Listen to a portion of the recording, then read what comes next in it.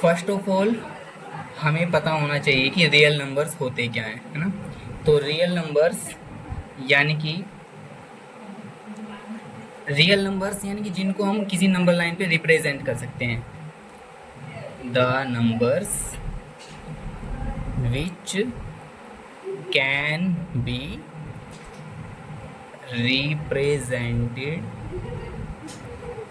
on a number line।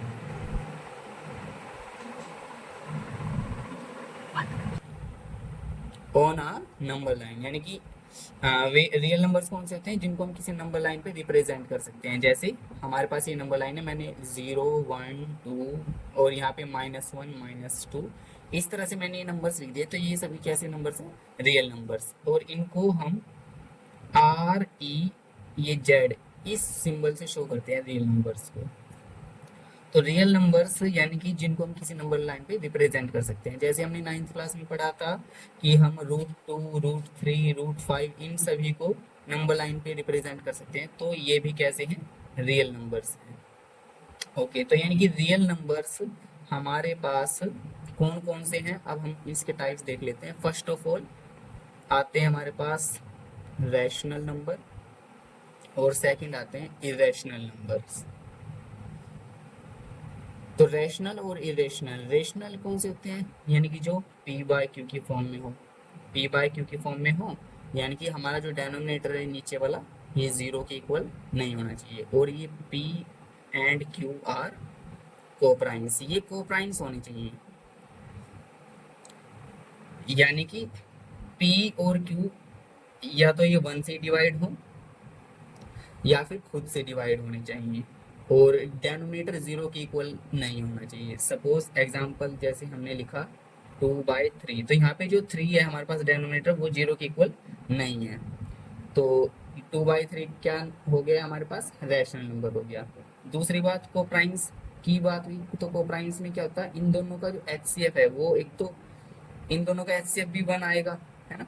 यानी कि 2 भी प्राइम है 3 भी प्राइम है। तो ये अब हमारे पास 2/3 की जो फॉर्म होगी ये P/Q की फॉर्म होगी, यानी कि रेशनल नंबर की फॉर्म होगी।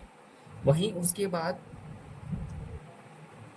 जैसे मैंने कुछ रेशनल नंबर की मैं कुछ एग्जांपल ले लेता हूँ। जैसे हमारे जितने भी होल नंबर्स हैं, होल नंबर्स यानी कि जिनको हम W से रिप्रेजेंट कर सकते हैं, 0 1 2, यानी कि जो जीरो से स्टार्ट होते हैं पॉजिटिव इन्फिनिटी तक। फर्स्ट ऑफ ऑल तो ये हो गई। सेकंड हमारे पास जैसे नेचुरल नंबर्स हैं, तो नेचुरल नंबर्स में हमारे पास यानी कि जिनको हम n से डिनोट करते हैं, तो n यानी कि जो 1 से स्टार्ट हो रहे हैं, तो 1 2 3 4 5 6 ये सभी नेचुरल नंबर हो गए। तो यानी कि ये सभी वे नंबर्स है। अब जैसे मैं 1 के नीचे 1 लगाऊं, 2 के नीचे भी 1 लगा सकता हूँ, 3 को मैं 3/1 लिख सकता हूँ, 4/1। तो जो हमारे पास डेनोमिनेटर है वो नॉट इक्वल टू जीरो जा रहा है। तो denominator not equal to zero है, तो यानी कि ये P/Q की फॉर्म बन गई। तो यानी कि ये भी क्या है? रैशनल नंबर है। तो सेम इसी तरह से ये वाला भी रैशनल है। ये सारे के सारे रैशनल नंबर है P/Q की फॉर्म में और डेनोमिनेटर जीरो के इक्वल नहीं है। तो होल नंबर और नेचुरल नंबर भी कैसे हैं? Rational number. उसी तरह से जितने भी हमारे पास प्राइम नंबर्स हैं, को प्राइम्स हैं, ये सभी के सभी हमारे पास कैसे हैं? रैशनल नंबर हैं। जितने भी हमारे पास परफेक्ट स्क्वायर नंबर्स होंगे, अच्छा परफेक्ट स्क्वायर नंबर कौन से होते हैं? परफेक्ट स्क्वायर्स की बात करी जाए, परफेक्ट स्क्वायर ये यानी कि जैसे मैंने 1 का स्क्वायर लिखा 1, 2 का स्क्वायर लिखा 4, 3 का स्क्वायर लिखा 9। तो मेरे पास जो ये 1 4 और 9 ये जो आ रहे हैं इनको हम बोल रहे हैं परफेक्ट स्क्वायर नंबर्स। तो ये परफेक्ट स्क्वायर नंबर्स हैं, यानी कि जो किसी न किसी के स्क्वायर रह चुके हैं।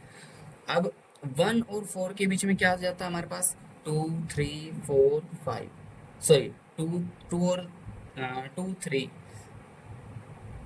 1 और 4 के बीच में आता है 2 और 3। तो 2 भी किसी का स्क्वायर नहीं है, 3 भी किसी का स्क्वायर नहीं है, तो ये है नॉन परफेक्ट स्क्वायर नंबर। ऐसे ही 4 और 9 के बीच में आते हैं हमारे पास 5 6 7 8। तो ये सभी क्या है? ये किसी के स्क्वायर नहीं है, तो इनको बोलेंगे नॉन परफेक्ट स्क्वायर नंबर्स। तो यदि मैं नॉन परफेक्ट स्क्वायर नंबर का अंडर रूट कर दूं ऐसे, जैसे 5 है, ये नॉन परफेक्ट स्क्वायर है, किसी का स्क्वायर नहीं है, तो इसका यदि मैं रूट में ले लूँ इसको, तो ये हमारे पास इरेशनल नंबर की कैटेगरी में आ जाता है। तो इरेशनल नंबर कौन से होते हैं? नॉन परफेक्ट स्क्वायर नंबर्स का यदि मैं स्क्वायर रूट ले लूँ इस तरह से, तो वो हमारे पास इरेशनल नंबर बन जाते हैं। ठीक, और इसके कुछ एग्जांपल्स भी इरेशनल नंबर्स के, जैसे पाई, पाई भी इरेशनल है।